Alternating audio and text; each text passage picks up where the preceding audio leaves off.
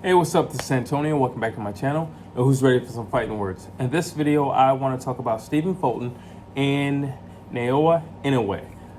In this video, I want to ask a question. Well, why do both fighters believe they're going to win? We're going to look more psychologically in this video. Really quick, if you like the videos, please subscribe to the channel. It only takes one click. Also hit that thumbs up button. Only takes one click. You can do that in less than a second. Let's jump into this. I want to start with Stephen Fulton. So the question is, why does he believe he's going to win? Now, obviously, they both have been training and, they're world-class fighters. So we're not talking about the physicality of anything. Obviously, they're going to come in well-conditioned and in great shape. So we know that from the top. That's nothing to even discuss. We know they're going to come in phenomenal shape. But the question is, psychologically speaking, I know you've done the road work. I know you've done the rounds. I know you've done the sparring. I know you've looked at film. I know you have a game plan. But why are you going to win? Now, when I look at Stephen Fulton, the same thing he just keeps saying is, well, people are always counting me out. They're always doubting me. They're saying this guy hits really hard. And he's one of those guys where he needs to be doubted. And you'll get the best out of him when he's doubted. And I've mentioned this before concerning him. You get the best out of Stephen Fulton when he's doubted. Listen, we all have motivation. We all seek motivation, however we seek it. Nothing wrong with that. It can force you to do better, quite possibly. So it's not enough that he believes in himself. Stephen Fulton finds a source of power through another person's doubt in him, which could be used as a very strong source. I'm not knocking that. I think it could be used as a very strong source, where he's not looking inward, he's looking outward, and he's saying, you guys think that he hits so hard. You guys think that he's this and he's that. Nobody's, basically respecting me or respecting my accolades or anything that I've done. And this is why I'm going to win, because I'm going to prove to you guys he's more concerned with us, the fans, than at least it would appear. He's more concerned with what we think of him than what he thinks of himself. And that could be powerful because, listen, if I only think about myself, well, then I'm only thinking about one individual. I'm a singular individual. But if I think about everybody, and everyone that I'm thinking about isn't necessarily thinking back of me positively, then I suppose it could motivate me to run another mile. I suppose it could motivate me to show a lot more grit in the fight, to be on my A game, to present my best self at all times in all rounds, in every second of the round, I suppose. Yes, it would do that. I got no issues with that. I have no issues with that. But there will come a point in time in the fight, and I truly believe dealing with these two, there's going to come a point in time in the fight where it's not going to be about the fans, it's not going to be about the crowds, it's not going to be about the cheers, it's not going to be about what country you're from, what part of the world you reside in. It's not going to be about any of those things. It's going to be about this, and it's going to be about, do I have what it takes to go through this next round? Do I have what it takes to go through an extra layer of punishment? Do I have what it takes to rise to the occasion? Do I have what it takes to make it to the top of the mountain and then look down at my competitor as he slides back down the mountain? That's what it's going to take. So I totally agree and understand, that's where you draw your source of power from, and your motivation.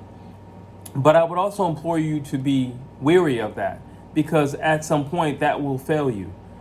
That will fail you. And quite frankly, what if you are doing extremely well in the fight and maybe it's 9 rounds to zip and you're just killing and crushing this guy and you become complacent because you've already shut up the crowd.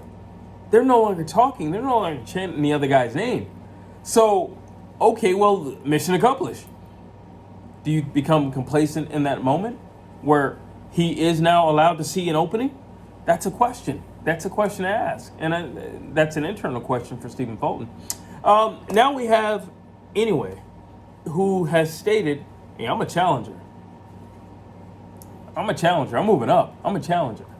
I'm not the champ over here. I'm a challenger. I'm a visitor over here. I'm coming to your house. I'm knocking on your door. You're going to be inviting me in your residence. That's different. You know, and I like that he has that mentality coming in, because he could come in like, I'm a champ. Look at all these belts I got. Look at all these accolades that I have. Look at my resume. Look at all that I've done. Then you could lose yourself in that moment, because you could be so focused on yourself that you don't see that you're also facing another highly respected, highly regarded champion in his own right. But no, Inoue is saying, I'm a challenger. I'm a challenger. And he's going to come in with a challenger's mindset. And a challenger's mindset is, I want what you have.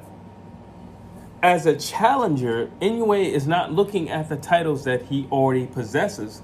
He's looking at what you have. He's coming into this with a mindset that I don't have anything and you have everything. And I'm coming to take what you have. I want what you've got. I'm hungry. He's coming in with a hungry mindset. That's a dangerous fighter. That's a dangerous fighter. When you say I'm coming in as a challenger, well, challengers don't make as much as the champ. Now, obviously, in this scenario, more than likely he is making more money. But that's not the point that I'm making. The point that I'm making is, if his mentality is that of somebody who has nothing and is on his way up, just naturally he would be more dangerous, because he's more envious of what's in the ring. And what's in the ring is what you already possess. They're the belts. They're the titles. They're the hardware. The gold. This is what we do this for. And he's coming in saying, I want that. As if I've never possessed that prior. I want that. That makes him dangerous, because it makes him hungry. And it makes him focused. He's not worried about the crowd chanting his name, because that doesn't mean anything, because he's been doing this long enough to know that it really doesn't help him. He's in there by himself. So I think mentally he's in the right place. And I think that's the place he should be in. I'm a challenger. I'm a challenger. I'm a visitor to this division. And I'm coming to conquer. Yep, I'm coming to conquer.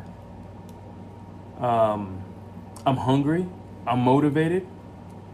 And I want what you have. I think that's a great place for Inoue to be, quite frankly. When I look at the two guys, I don't knock Stephen Fulton for feeling the way he feels and for saying the things that he says. But I think that type of mentality can fail you at some point. When I look at Inoue, I just look at a mentality that won't fail, because he's absolutely right. Yes, he has titles from other divisions, but that don't mean jack over here. You got to reestablish yourself. You are a challenger. He's telling himself the truth. Stephen Fulton isn't necessarily telling himself the truth. When he's saying that, nobody believes that, I can take this guy's punches, or nobody believes that I'm on this guy's level, or, they're still doubting me, what I can do, and my gifts and my abilities, that may not necessarily be true. And it certainly isn't true based on anything that I've said. And anybody who's watched any of his fights, well, any hardcore boxing fans, nobody thinks that. But if that's what you need to get through training camp, if that's what you need to finish your 8-mile run, if that's what you need to get through sparring, okay, fine. But nobody thinks that. And the only question I have is, what happens if you actually do begin to shut them down? Do you become complacent? Because you now lost the thing that you were holding on to make you a winner in this contest. I don't know. I guess we'll have to wait and see. But those are my thoughts. You know the routine. Drop your comments down below. As always, please like, please share, please subscribe to this channel.